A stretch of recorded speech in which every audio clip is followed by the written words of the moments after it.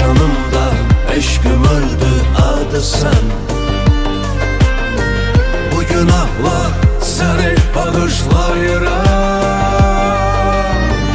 olanlarla seni bağışlayıram.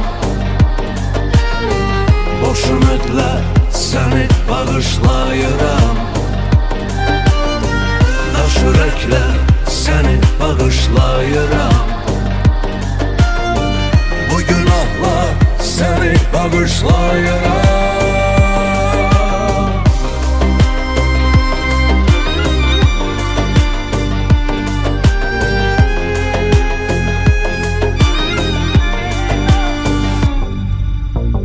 В этом сердце нет ни страсти, ни любви. Как же жить с твоей игрою до зари?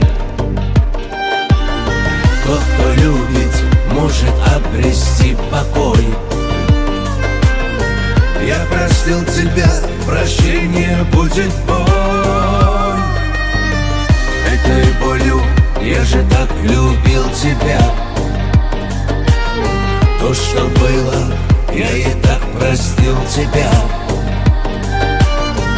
И огонь желания не в моих мечтах. Но ты помни, я же так простил тебя.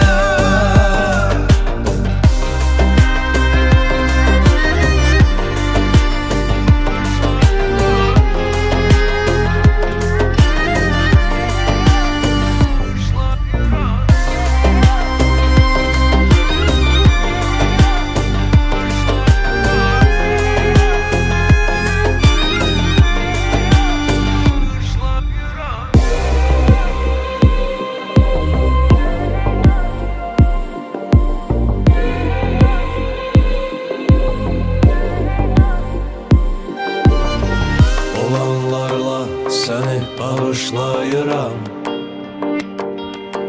boş ümidlə seni bağışlayıram. И огонь желания не в моих мечтах. Но ты помни, я же так простил тебя.